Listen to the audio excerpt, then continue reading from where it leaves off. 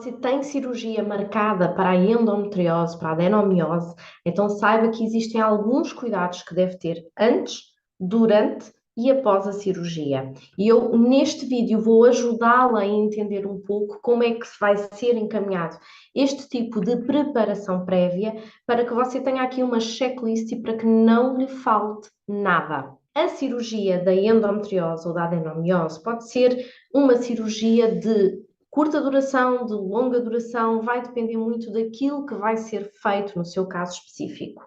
Por isso, os cuidados especiais que nós temos que ter também vão ser ampliados consoante o tempo de cirurgia a que você irá estar sujeita.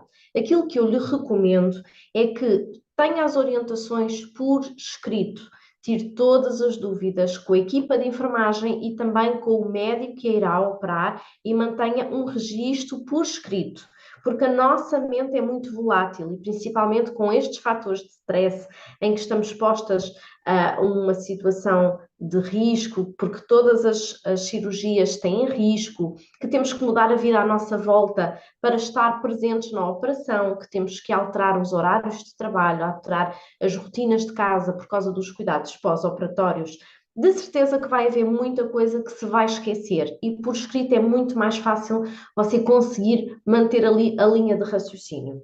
Então, primeiro de tudo, vamos falar dos cuidados antes da operação. Você vai ter que ter uma consulta com o médico anestesista, deve seguir à risca a preparação intestinal que o médico lhe irá dar, pelo menos 5 dias antes deve ter uma alimentação muito saudável, com alimentos com poucos resíduos, que eu já vou explicar no fim quais são estes alimentos, e deve ser uma alimentação anti-inflamatória. Pergunta ao seu médico qual é a meia de compressão que deve levar para o hospital. Esta meia vai ser muito importante utilizar. Normalmente eles vestem-na logo antes de sair da sala de operações e ir para a sala de vigilância, e é uma meia que é aconselhável usar até 2 semanas após a cirurgia para evitar os riscos de trombose. Quanto mais tempo for a cirurgia, mais risco existe de trombose. Mas se seguir todos os planos preventivos, há de ser apenas um risco. O importante é que esta meia tenha a compressão ideal, então isso vai perguntar ao seu médico. Se você está a tomar algum tipo de suplementação, seja para a endometriose ou para outras questões, deve parar 5 dias antes da sua operação. E depois pergunta ao médico como é que vai ser o jejum. O jejum de sólidos normalmente é 8 horas antes da cirurgia, mas pode ser necessário mais tempo. O jejum de líquidos normalmente é 2 horas antes da cirurgia. Imaginemos que o médico lhe diz: a operação vai ser às 10 da manhã, pode beber líquidos até às 2. O que eu aconselho é que você beba pelo menos 200 mililitros de eletrolíticos, aquelas garrafinhas que se compram na farmácia, que a vão ajudar a nutrir, que a ajudam por causa da desidratação, das hipoglicémias. Porquê? Porque muitas das vezes as próprias cirurgias atrasam-se.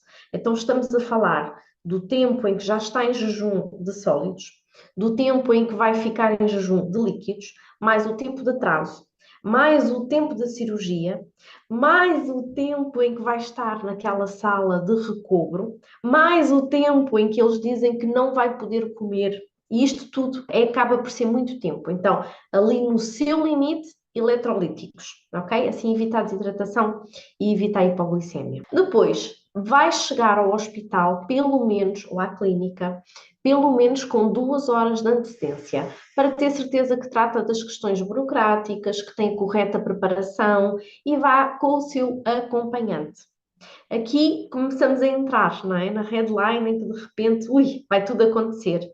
Você tem que estar psicologicamente preparada, você e o seu acompanhante, para entender exatamente o que é que lhe vai ser feito.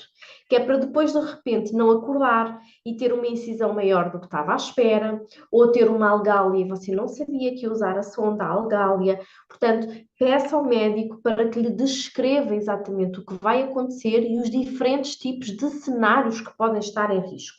Por exemplo, o médico encontrou um endometrioma muito grande e viu o ovário que estava num estado não aproveitável.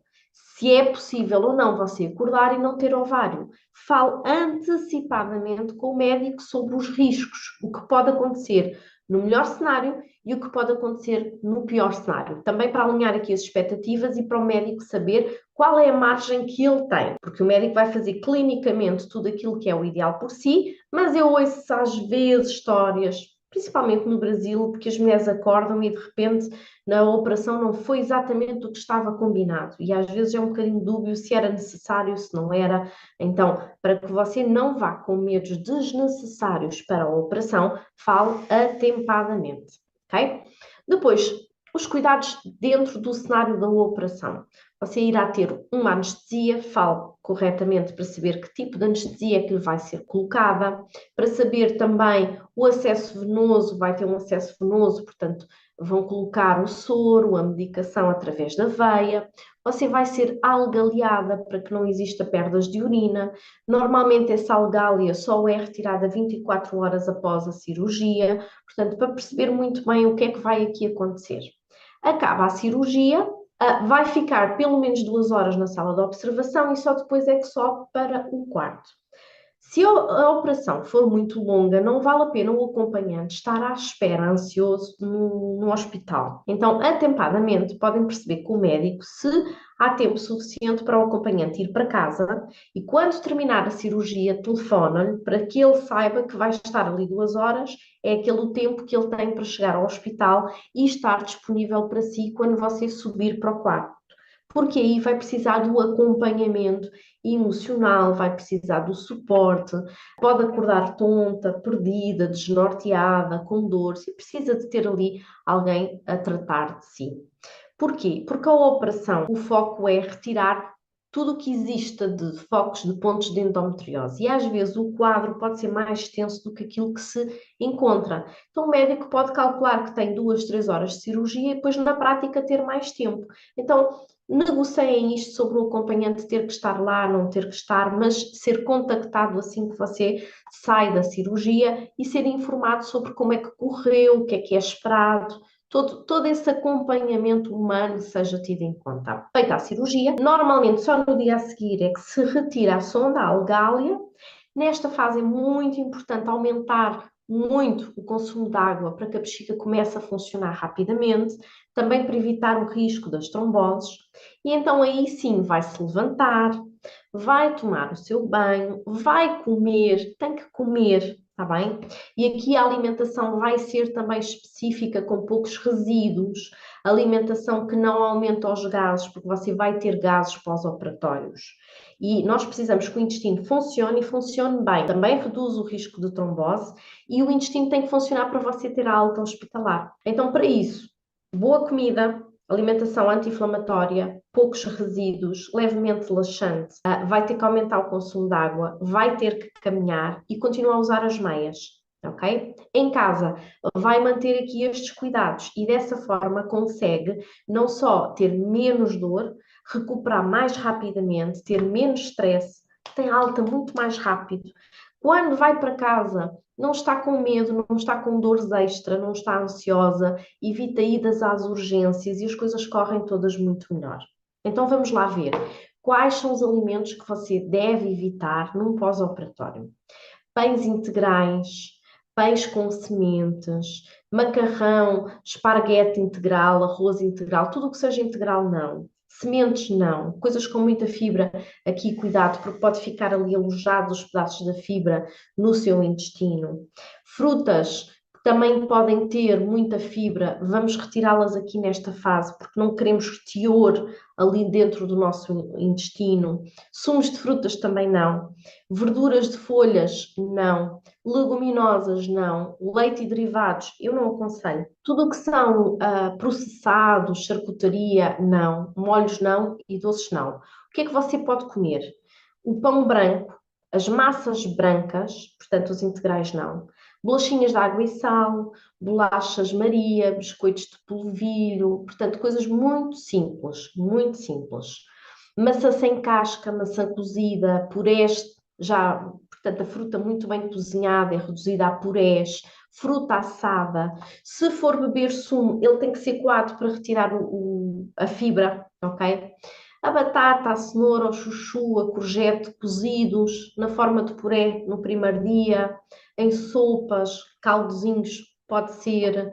O leite, se for leite, 2, 3 dias depois tem que ser sem lactose. Um leite magro, nunca um leite assim mais grosso, esses não. Carnes brancas, sem gorduras, gelatinas, chás levezinhos, um chá preto levezinho, um chá de camomila, um chá de erva doce dos gases também pode ser interessante, água de coco para hidratar, eletrolíticos em forma bebível também pode ser interessante. E acima de tudo, como queremos poupar trabalho ao intestino, vai comer devagar e vai mastigar muito bem os alimentos. E desta forma, você vai conseguir ter uma recuperação de uma cirurgia de forma muito mais rápida, muito mais célere.